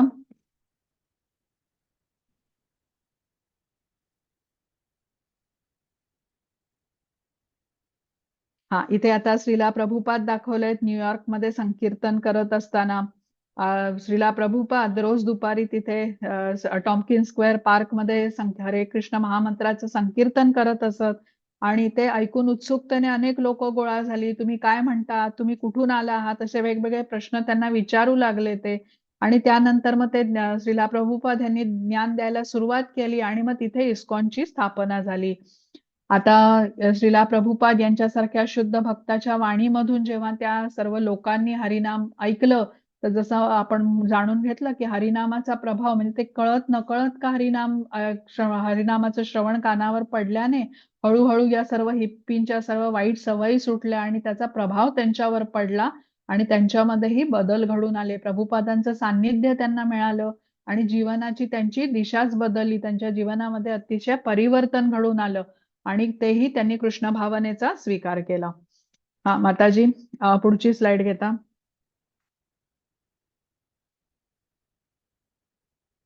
हा, हरे कृष्ण. विद्या विनय संपन्ने ब्राह्मणे गविहस्तिनी शुनी चैव स्वपाके च पंडिताः समदर्शिना. हरे कृष्ण. हरे कृष्ण. नम्र ऋषी, घराण्याने विद्वान आणि सौम्य ब्राह्मण, एक गाय, एक हत्ती, एक कुत्रा आणि एक कुत्रा खाणारा बहिष्कृत समान दृष्टीने पाहतात. हरे कृष्ण. हरे कृष्ण. आता या श्लोकामध्ये पंडित हा असा शब्द आलेला आहे. पंडित म्हणजे कोण म्हटलेलं आहे की ज्याच्याकडे विद्या, विद्या आणि विनयाने संपन्न आहे. म्हणजे ज्याच्याकडे विद्या पण आहे आणि त्याचबरोबर विनयशील असा पण आहे. आता लोक म्हणतात ना, ज्ञानाने अहंकार येतो. आता भौतिक जगामध्ये बघा कसं असतं, कुठल्या प्रसिद्ध विद्यापीठामध्ये जाऊन पदवी एखाद्याने प्राप्त केली तर त्याला केवढा अहंकार येतो. खरं तर आता आपल्याला माहितीये की हे जे ज्ञान आपण घेतलेलं आहे ते शरीराच्या मृत्यूबरोबर संपून जाणार आहे. पण तरीही अशा माणसाला गर्व असतो. पण जे आत्म्याचं ज्ञान आहे ते ते ते वेगळं आहे. म्हणजे ते आत्मज्ञान जे आहे त्याने अहंकार येत नाही, उलट मनुष्य विनयशील होतो. ज्याच्याकडे खरं ज्ञान आहे त्याने विनम्रच असलं पाहिजे. विद्या विनयेन शोभते असंच म्हटलेलं आहे बघा. तर जेव्हा एखाद्या व्यक्तीकडे ज्ञान येतं त्याबरोबर पहिला गुण त्याच्यामध्ये येतो तो म्हणजे विनयशीलता. त्याला समजतं की आपण किती सूक्ष्म आहोत, आपण नगण्य आहोत आणि भगवंतांची महिमा पण मी समजू शकत नाही, एवढी पण बुद्धी नाहीये माझ्याकडे. तर जेव्हा मनुष्य असा विनयशील असेल, ज्ञान घेऊन त्याच्यावरती परिणाम जेव्हा होईल, तर तेव्हा तो कसं बघेल, कुठल्या दृष्टीने बघेल, तर ब्राह्मण, गाय, हत्ती, कुत्रा, चांडाळ म्हणजे कुत्र्याचं मांस भक्षण करणारा, या सर्वांना तो समरूपाने बघेल. म्हणून इथे समदर्शिना असं म्हटलंय. म्हणजे हा पंडित किंवा ज्ञानी बाह्य शारीरिक भेद की हा कुत्रा आहे, हा माणूस आहे, ही गाय आहे, हे न मानता सर्वांच्या हृदयामध्ये स्थित परमात्म्याला बघू शकतो. म्हणजे सर्व जीव हे भगवंतांच्या संबंधित आहे हे तो बघू शकतो. आणि भगवंत कसं आहे, तर ते प्रत्येकाकडे, सर्वांकडे सारखेच दयाळू आहेत, सर्वांचेच सुहृद आहेत, सर्वांचेच हितचिंतक आहेत. प्रत्येक प्राणी मात्राला ते मित्रत्वानेच वागवतात. जीवाच्या बाह्य परिस्थितीचा विचार न करता परमात्म्याच्या रूपात ते प्रत्येक प्राणी मात्र्यामध्ये वास करतात. म्हणजे शरीर मनुष्याचं असेल किंवा छोट्याशा मुंगीचं असेल, अगदी मोठा विशालकाय हत्ती असेल किंवा एखादा घाण खाणारा डुक्कर असेल, भगवंत सर्वांच्या हृदयामध्ये परमात्मा म्हणून वास करतात. आता समदर्शिना म्हणून हा शब्द आलेला आहे. याचा एक अर्थ असाही आहे की भगवंत सर्वांना त्यांच्या कर्माच्या अनुसार ते शरीर देतात. कोणाबरोबरही ते पक्षपात करत नाहीत. कोणाला अधिक, कोणाला कमी असं नाही. तर हे जो पंडित आहे किंवा हा ज्ञानी आहे हे सर्व जाणतो म्हणून त्याला ज्ञानी म्हटलेलं आहे. तर खरा ज्ञानी कोणाला म्हटलेलं आहे की ज्याची बुद्धी भगवंतांवरती स्थिर आहे, ज्याचं मन भगवंतांवरती स्थिर आहे, ज्याची श्रद्धा भगवंतांवरती आहे आणि ज्याच्या जीवनाचं ध्येयच आता भगवंतांची सेवा करणं असं आहे, ज्याचा आश्रय भगवंतांच्या चरण कमलांशी आहे, असा पंडित किंवा ज्ञानीबद्दल या श्लोकामध्ये सांगितलेलं आहे. आणि असा व्यक्ती भगवंतांचा शुद्ध भक्तच असू शकतो. आता बघा, ब्राह्मणाची कर्तव्य वेगळी आहेत. चांडाळ आहे म्हणजे कुत्र्याचं मांस खाणारा, हाही मनुष्यच आहे, पण या दोघांचे गुण वेगळे आहेत. दोघही माणसंच आहेत पण ह्यांची कामं, कर्तव्य वेगळी आहेत. किंवा गाय, कुत्रा, हत्ती हे तिघेही प्राणी आहेत पण भिन्न प्रजातीचे आहेत. म्हणजे दोन प्रकार बघितले बघा आपण. एक म्हणजे एकाच प्रजातीतील म्हणजे मनुष्य पण कर्तव्याने वेगळे, आणि दुसरा प्रकार म्हणजे प्राणी, पण 3 भिन्न प्रकारचे प्राणी. पण परमात्मा रूपामध्ये सर्वांच्या हृदयामध्ये भगवंत स्थित आहेत आणि सर्वांकडे सम आहेत. कोणाला अधिक कोणाला कमी असं न करता ज्याच्या त्याच्या कर्मफलानुसार ते त्याला देतात. त्यामुळे आता हे समजून घेतलेला भक्त कधी तक्रार करत नाही बघा, माझ्या बाबतीत हे वाईट असं का झालं.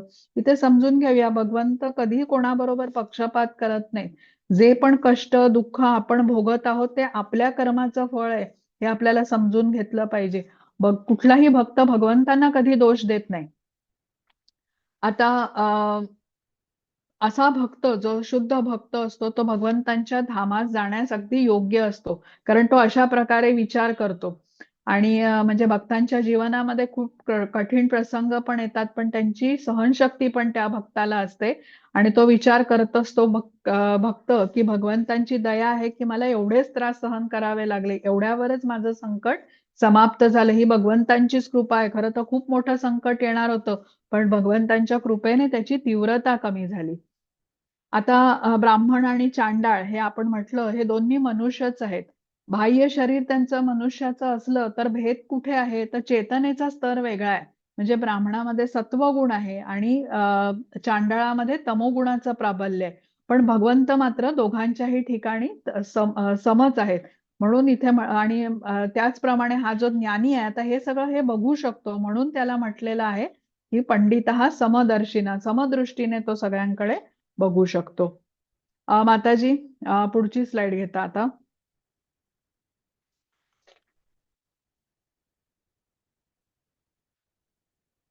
ये हि संस्पर्शजा भोगा दुःखयो न व एव ते आद्यंतवंत कौंतेय न तेषु रमते बुधाम. हरे कृष्ण. हरे कृष्ण. एक बुद्धिमान व्यक्ती दुःखाच्या स्तोत्रामध्ये भाग घेत नाही, जे भौतिक इंद्रियांच्या संपर्कामुळे होते. हे कुंतीपुत्र, अशा दुःखांना आरंभ आणि अंत असतो आणि त्यामुळे ज्ञानी मनुष्य त्यात आनंद मानत नाही. हरे कृष्ण. हरे कृष्ण हा पण खूप महत्वाचा आणि अर्थपूर्ण असा श्लोक आहे. न तेषु रमते बुधा असं म्हटलेलं आहे. म्हणजे बुद्धिमान ज्ञानी व्यक्ती भौतिक भोगामध्ये किंवा इंद्रिय विषयामध्ये आनंद मानत नाही, कारण अशा गोष्टींना आरंभ आणि अंत असतो. म्हणजे अशा भौतिक भोगांमध्ये मनुष्य कधीच पूर्णपणे संतुष्ट राहू शकत नाही. आता इंद्रियांच्या इच्छा कशा असतात, अनियंत्रित असतात. म्हणजे त्या पूर्ण करण्यामध्ये इंद्रिय इच्छांची पूर्ती करणे म्हणजे आगीमध्ये तेल घातल्यासारखं आहे. जन्म जरी निघून गेला तरी इंद्रिय तृप्ती होऊ शकत नाही, समाधान मिळत नाही. पण कृष्ण भक्ती कशी आहे, शाश्वत आहे, खूप आनंद देणारी आहे. म्हणून बुद्धिमान व्यक्ती इंद्रिय भोगापासून दूर राहतो असं आपल्याला श्लोकामध्ये सांगितलेलं आहे. आता इथे कृष्ण आपल्याला सांगतात, इंद्रिय संयमनाचं महत्व सांगतात आणि जणू हा सुखाचा मार्ग आपल्याला इथे सांगतायत या श्लोकाद्वारे. तर आता लक्षात घेऊया की अनादी कालापासून आपण इंद्रिय तृप्तीच करत आलेलो आहोत.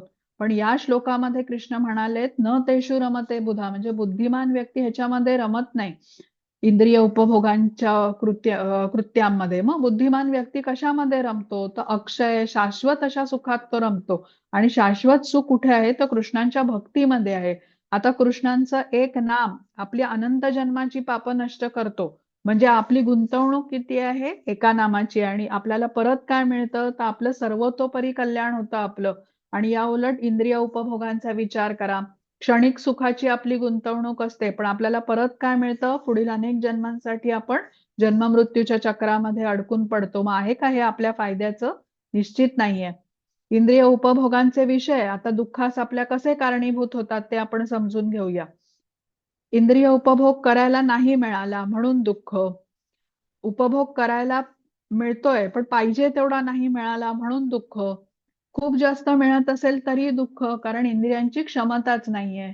जसं आता गुलाबजाम एखाद्याला खायला खूप आवडतात, मग नाही मिळाले खायला म्हणून तो दुःखी होऊ शकतो. मिळाले एखाद दिवशी खायला, पण खायचे होते 5 आणि 2च मिळाले म्हणून त्याला दुःख होईल.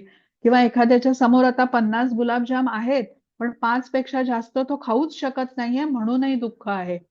तर भोग हे असेच असतात, आपण एका विशिष्ट मर्यादेबाहेर करूच शकत नाही, आजारी पडतो आपण. मनुष्याचं शरीर हे असंच आहे, पण तप करायचं असेल, जसं आता 16 माळा आपण करतो, तर 16 माळ्याच्या ऐवजी 2 किंवा 3 माळा आपण अधिक केल्या तर कोणी आजारी पडत नाही. एकादशीचं व्रत आपण करतो तेव्हा नेहमीपेक्षा आपण कमी खाल्लं तर आपण आजारी पडतो का? नाही पडत. किंवा आता आपण हा क्लासला येतो. आता आपला तास सव्वा तास क्लास चालतो.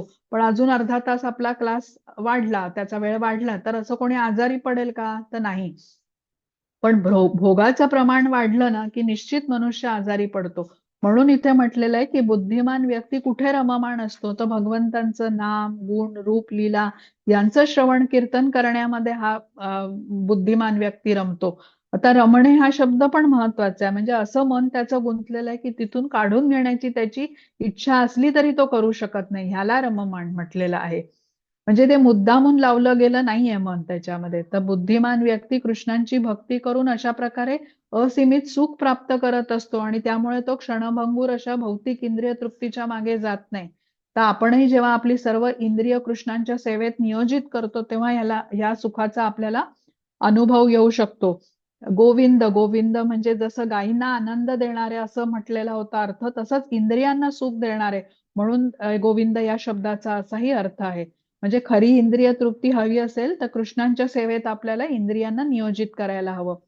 पण आपलं अज्ञान असतं किंवा जी अविद्या असते ना ती इंद्रिय उपभोगांच्या विषयामध्ये सुख शोधण्यासाठी आपल्याला प्रवृत्त करते. आणि जो शाश्वत सुखाचा अनंत स्रोत आहे तिकडे बघायला वळायला आपल्याला प्रवृत्तच करत नाही. हे मायेचं स्वरूप आहे. माया आपलं ज्ञान हिरावून घेते आणि आपण मग अधिकाधिक इंद्रिय तृप्ती करू लागतो आणि त्याच्यामध्ये मिळणारा आनंद किंवा सुख हा क्षणिक असतो, तात्पुरता असतो. मग अजून मिळावा या हेतूने आपण इंद्रिय उपभोग करण्यामध्येच व्यस्त होतो आणि परिणामी कर्मबंधनात अडकतो आणि कृष्णांपासून दूर जातो. आता हे इंद्रिय तृप्तीच्या ज्या इच्छा असतात, भविष्यामध्ये आपल्याला कुठलं शरीर मिळणार आहे हे पण निश्चित करत असतात आणि जो कृष्णांपासून दूर आहे तो निश्चितच दुःखी आहे हेही आपल्याला समजलं पाहिजे. तर आता इथे आपल्याला काय समजून घ्यायचंय? आपल्याला मायेचा दास व्हायचं नाहीये. इंद्रिय तृप्तीच्या इच्छांना समर्पित न होता मनाला निग्रहाने कृष्णांकडे वळवण्याचा आपण प्रयत्न केला पाहिजे. आणि कृष्ण भावना खूप शक्तिशाली आहे. आपण कृष्णांची आठवण करून व्यक्ती अंतसमयी कृष्णांची आठवण करून व्यक्ती कृष्णधामामध्ये पण जाऊ शकतो. पण सराव आपल्याला केला पाहिजे हे इथे महत्वाचं आहे. आता इथे आपण काही उदाहरणं घेऊन हे समजून घेऊया. म्हणजे इंद्रिय तृप्ती सर्व दुःखांचं कारण आहे हे आपण जाणून घेतलं. आता इथे चित्रामध्ये काही उदाहरणं दाखवलेली आहेत. आता पतंग असतात किंवा ज्यांना मॉथ्स म्हटलं जातं, जे किडे असतात बघा रात्रीच्या वेळेला संध्याकाळच्या वेळेला दिवे लागणीच्या वेळेला दिव्यांकडे आकर्षित होतात आणि दिव्याच्या प्रकाशाकडे ते आकर्षित होतात कारण त्यांचं दृष्टी खूप बलवान असते आणि तीच त्यांच्या मृत्यूचं कारण बनते कारण दिव्याच्या उष्णतेमुळे त्यांचा मृत्यू होतो. दुसऱ्या चित्रामध्ये एक हरिण दिसतंय. त्या हरणाला पकडायला शिकारी संगीत वाजवतात. तर या हरणाचं ऐकण्याची शक्ती खूप बलवान असते आणि ताबडतोब ते हरिण त्या संगीताच्या आवाजाच्या दिशेने आकर्षित होतं आणि मग शिकारीद्वारा ते पकडलं जातं. मासा बघा जिथे आता राहतो तलावात असेल कुठे तर नदीमध्ये असेल तर त्याला भरपूर अन्न असतं तिथे पण त्या गळाला लावलेल्या लोभाच्या पायी गळाला जे अन्न लावलेलं असतं कसला तुकडा लावलेला असतो तर त्यामुळे त्या लोभापायी तो अडकला जातो म्हणजे जिभेचा स्वाद त्याच्या मृत्यूला कारणीभूत होतो. मग भुंग्याचं उदाहरण दिलंय. भुंग्याची गंधाची शक्ती खूप बलवान असते. तो भुंगळा त्या कमळाच्या सुगंधापायी आकर्षित होतो आणि संध्याकाळ झाली तरी तो कमळाला सोडून जाऊ शकत नाही. संध्याकाळ होताच त्या कमळाच्या फुलाच्या पाकळ्या बंद होतात आणि प्राणवायू अभावी भुंग्याचा मृत्यू होतो. आता खरं तर या भुंग्याला लाकडामध्ये छिद्र पाडण्याची ताकद आहे. पण इथे सुगंधामुळे तो इतका आसक्त असतो की त्या फुलाची पाकळी पण तो सोडू शकत नाही. आता हत्तीचं पण उदाहरण इथे सांगितलेलं आहे. हत्ती तर केवढा बलवान प्राणी आहे आणि त्याला पकडणं किती अशक्य आहे. आपल्या ताकदीच्या बाहेरचं असतं. पण इथे त्याला पकडण्यासाठी एक खड्डा खणतात आणि गवताने झाकून ठेवतात तो खड्डा. खड्ड्याच्या दुसऱ्या बाजूला एक हत्तीण ठेवतात जी ट्रेंड असते. आता हा हत्ती त्या हत्तीणीच्या स्पर्शासाठी व्याकुळ होऊन तिच्या मागे तो पळतो आणि खड्ड्यामध्ये पडतो आणि पकडला जातो. तर आता ही जी उदाहरणं आपण बघितली प्राण्यांची ज्यांच्यामध्ये हे एक एक इंद्रिय इतर इंद्रियांच्या पेक्षा बलवान आहे आणि त्यामुळे त्या अडचणीत तरी येतात किंवा त्यांचा मृत्यू होतो. पण मनुष्यामध्ये कसं आहे पाचही इंद्रिय बलवान आहेत आणि ती आपल्याला काय काय करायला लावतील त्यांच्या अनियंत्रित इच्छांमुळे याची कल्पनाच न केलेली बरी. तर इंद्रिय तृप्तीच्या मागे धावत राहिल्याने कर्मबंधनात अडकून जन्ममृत्यूच्या चक्रात आपण कायम अडकून फसून राहू, गुरफटून जाऊ. आता इथे बघा, माताजी पुढची स्लाइड घेता का? हा, इथे बघा दाखवलेलं आहे या चित्रामध्ये. कोणाला धन हवंय, कोणाला स्त्री सुख हवंय, कोणाला मालमत्ता हवी आहे, कोणाला मांसाहार करायचा आहे, कोणाला सत्तेचा उपभोग घ्यायचा आहे. म्हणजे अशा वेगवेगळ्या इंद्रिय भोगाच्यासाठी मनुष्य कार्य करत राहतो आणि जन्ममृत्यूच्या जाळ्यात तो सदैव अडकून राहतो. पुनरपि जननम पुनरपि मरणम पुनरपि जननी जठरे शयनम. तर हे सर्व वेग आहेत बघा, काम क्रोध ह्या सगळ्या अनर्थांच्या आहारी मनुष्य गेला तर मग तो ह्या चक्रामध्ये अडकतो. पण जर कोणी आपल्या शेवटच्या पर्यंत हे काम क्रोध या वेगांना सहन करू शकला, म्हणजे आपल्या बुद्धीने तो आपल्या बुद्धीला जर का त्याने कृष्णांच्या चरण कमळांशी स्थिर करू शकला, तर असा जीव मग मुक्त पण होतो जगामधून. तर जो वेगांच्या आहारी जातो तो बद्ध होतो. आणि भौतिक जगाची ही जी क्षणभंगुरता आहे की नाही, की इंद्रिय तृप्तीमधून मिळणारं सुख हे क्षणभंगुर आहे, हे ज्याला कळतं आणि एक दिवस आपल्या हातून सगळंच निसटून जाईल हे त्याला समजतं, केवळ भगवंतांची भक्तीच आपल्या जवळ राहील, आणि म्हणून तो वेगांना नियंत्रित करण्याचा प्रयत्न करतो, साधना करतो, कारण त्याला आता हे महत्व समजलेलं आहे. आणि तो मग वेगांना बळी पडत नाही. पण ह्या उलट जेव्हा असतं, मनुष्य ज्ञान घेत नाही, वेगांच्या आहारी जातो, मग त्याचे परिणाम खूप भयंकर त्याला भोगावे पण लागतात. हा माताजी, पुढची स्लाइड घेता आता. हा, हरे कृष्ण. भोक्तारं यज्ञ तपसां सर्वलोक महेश्वरं सुहृदं सर्वभूतानां ज्ञात्वा मां शान्तिमृच्छति. हरे कृष्ण.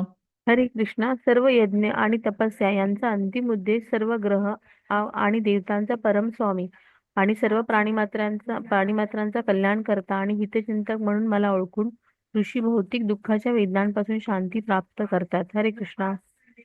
हरे कृष्ण. अध्यायातला हा शेवटचा श्लोक आहे. तर या श्लोकाला शांती सूत्र किंवा पीस फॉर्म्युला असंही म्हणतात. या श्लोकामध्ये 3 शब्द खूप महत्वाचे आहेत: भोक्तारम, सर्वलोक महेश्वरम आणि सुहृदम. भोक्तारम म्हणजे सर्व यज्ञांचा भोक्ता मी आहे असं कृष्ण म्हणाले आहेत. सर्व लोक महेश्वरम म्हणजे सर्व ग्रह लोकांचा, देवदेवतांचा सुद्धा महेश्वरम मी आहे असं कृष्ण म्हणतात. आणि सुहृदम म्हणजे हितकर्ता किंवा कल्याण करता, वेल विशर म्हणूया. कृष्ण म्हणतात सर्व प्राणी मात्रांचा सुहृदम पण मी आहे. आपण आता हे तिन्ही शब्द समजून घेऊया. भोक्तारम हा पहिला शब्द आहे. आता बघा, प्रत्येक देशाचा एक प्रधानमंत्री असतो, शाळेमध्ये एक मुख्याध्यापक असतो, कारण ते कसं सर्व व्यवस्थापन करतात आणि नियंत्रण ठेवतात. आता हे असं का असतं? कारण जर का अशी व्यवस्था नसेल, म्हणजे देशाला जर का पंतप्रधान नसेल किंवा शाळेला मुख्याध्यापक नसेल, तर व्यवस्थापन करणं अवघड होईल, सर्वत्र गोंधळ, दुर्व्यवस्था होईल. त्यासाठी कोणीतरी मुख्य अधिकारी असतो जो हे सर्व नियमन करत असतो. म्हणून कृष्ण इथे म्हणतात की या ब्रह्मांडाचा भोक्तारम मी आहे. आता आपण बघा, कुठलंही कार्य करतो तेव्हा कोणाच्या ना कोणाच्या आनंदासाठी ते करत असतो, पण आपल्याला ज्ञान नसल्याने ते चुकीच्या पद्धतीने आपण करतो. म्हणजे केलेल्या कार्यातून आनंद दिला गेला पाहिजे कोणाला तरी, हे आपल्याला माहिती असतं, पण नेमका कोणाला आनंद दिला जावा ह्याचं आपल्याला ज्ञान नसतं. जसं कोणी प्रभूजी नोकरी करत असतील, तर आपण त्यांना विचारलं की तुम्ही ही नोकरी का करता, तर ते सांगतील की माझं कुटुंब, माझी पत्नी, माझी मुलं, माझे आई वडील आनंदाने राहावेत म्हणून मी ही नोकरी करतो. किंवा एखादी स्त्री आहे, घरी बरीच कामं करते, स्वयंपाक करते, लहान मुलांना सांभाळते, घराची देखभाल करते. तिला आपण विचारलं की तू हे सर्व का करतेस, तर ती म्हणते की मी माझ्या कुटुंबासाठी करते. म्हणजे ज्यांच्यावर आपण प्रेम करतो त्यांच्या आनंदासाठी आपण काही ना काहीतरी करतो. मग तरीही कुटुंबातील सर्व लोक त्यामध्ये समाधानी, आनंदी असतीलच असं नाही. आता पत्नी आपल्या पतीला म्हणेल की तुम्ही नोकरी करता पण तुमचा पगार काही पुरतच नाही, किंवा पती आपल्या पत्नीला म्हणेल काय रोज तू तेच तेच जेवण बनवतेस, भात भाजी आमटी पोळी, तू वेगळं काहीच करत नाहीस. किंवा एखादा मनुष्य आता ऑफिसमध्ये अगदी मन लावून सगळं काम वेळच्या वेळी करत असेल तरी त्याचा बॉस त्याच्यावरती खुश नसतो. काही जण समाजसेवा करत असतील, कोणाची मदत केली तरी दुसरा समाजातला एक विभाग त्याच्याबरोबर त्याची तक्रार करतात. कोणी प्राण्यांसाठी काम करत असेल तर लोक म्हणतात अरे एवढी माणसं पडली आहेत, त्यांना मदतीची गरज आहे, तुम्ही यांचं काय करताय. कोणी आता कॅन्सरग्रस्त लोकांच्यासाठी काम करत असेल तर लोक म्हणतात किती लहान अनाथ मुलं आहेत, त्यांना 2 वेळचं जेवण पण नाही, तुम्ही त्यांच्यासाठी काही करत नाही. म्हणजे असंतोष किंवा तक्रार असतो. म्हणजे आपण कोणाच्या आनंदासाठी कितीही काम केलं तरी कुठेतरी असमाधान आहेच. कारण ह्यामध्ये कुठेही कृष्णांचा विचार नाहीये. कार्य कृष्णांच्या आनंदासाठी केलं जात नाहीये. कृष्णांचा विचार न करता इतरांच्या आनंदासाठी केलं जातंय. त्यामुळे आनंद, समाधान मिळत नाहीये. इथे कृष्ण काय सांगतात आपल्याला, भोक्तारम मी आहे. तुम्ही पैसे कमवत असाल, तुम्ही स्वयंपाक बनवत असाल, वेगवेगळे पदार्थ बनवत असाल, प्रथम मला अर्पण करा, कारण मी भोक्तारम आहे. आणि मग मला अर्पण करून सर्व इतरांना द्या.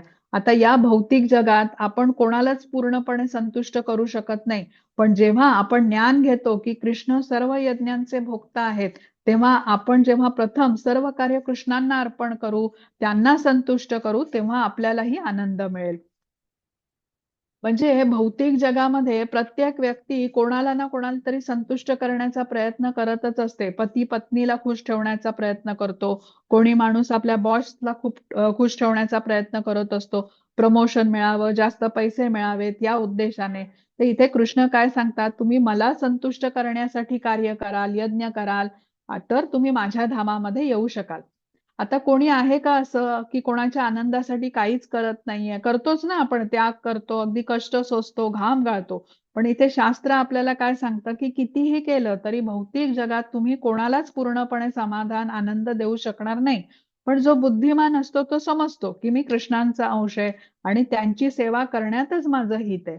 जसं आता आपण सर्व भारतवासी आहोत. आपण नियम, इथल्या देशाचे नियम, कायदे पाळतो. कारण आपण देशाचे रहिवासी आहोत म्हणून आपण आपलं कर्तव्य पाळतो.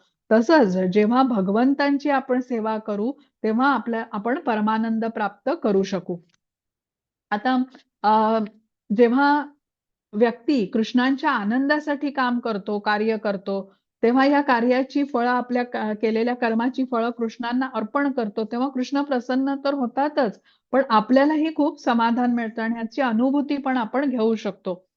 आपण झाडाचं उदाहरण बघा, आधी पण बघितलेलं आहे की एखादं झाड आहे, त्याला आपण पाणी कुठे देतो? तर त्या झाडाच्या पानांना, फुलांना, फळांना देतो का?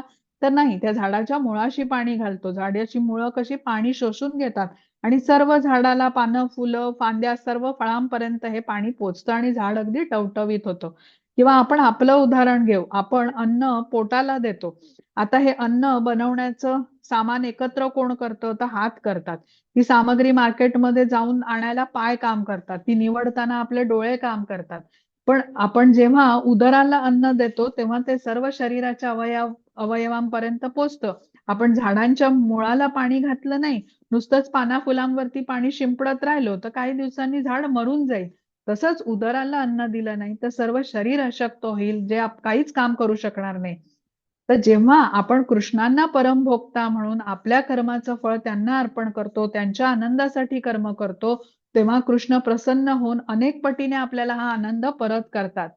जेव्हा आपण कृष्णांना प्रसन्न करतो, संतुष्ट करतो, तेव्हा आपण कृष्णांचेच अंश असल्याने आपल्यालाही हा आनंद मिळतो. जसं अन्न उदराला दिलं की पूर्ण शरीराचं पोषण होतं, तसंच इथे घ्यायचंय समजून आपल्याला. आता आपल्या कोणी शेजाऱ्यांनी किंवा मैत्रिणींनी आपल्याला डब्यामध्ये काही घालून दिलं, तर त्यांना रिकामा डबा आपण कधी परत करतो का? नाही करत. त्या डब्यात काहीतरी घालून देतोच. तर तसंच कृष्ण कसे आहेत, अनंत कोटी ब्रह्मांडांचे स्वामी आहेत आणि त्यांच्या आनंदासाठी छोटंसं जरी आपण कार्य केलं, तरी अनेक पटीने तो आनंद आपल्याला ते परत करतात. कृष्णांना संतुष्ट करणं पण अगदी सोपं आहे. पत्रम पुष्पम फलम तोयम. कृष्ण म्हणालेत, एखादं फळ, एखादं फूल हे पण तुम्ही मला प्रेमपूर्वक भावाने अर्पण केलं तरी मी संतुष्ट होतो. सुदाम्याचे बघा, मूठभर पोहे खाऊनच भगवंत संतुष्ट झाले होते. विदुरांच्या पत्नीने केळीचं साल खाल्लं त्यांच्याकडून कृष्णांनी, पण ते संतुष्ट केलं. तर एखाद्या आपल्या कुटुंबासाठी, ऑफिससाठी, देशासाठी मनःपूर्वक एखादा माणूस काम करेल, तसंच भगवंत म्हणतात, तुम्ही माझ्यासाठी काम करा म्हणजे तुम्हाला परमधामाची प्राप्ती होईल. आता आपण जेव्हा प्रथम अन्न किंवा कुठलीही कार्य कृष्णांना अर्पण करतो, तिथे शोषण भाव नाहीये. शोषण भाव हा कसा असतो? एकतर्फी असतो.